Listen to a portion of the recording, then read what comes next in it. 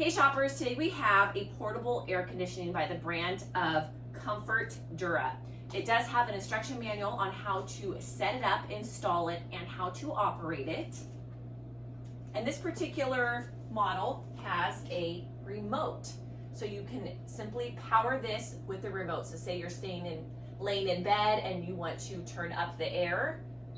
You click this button on the remote and it turns on. Cold air blows out, hot air blows out of this nice pipe.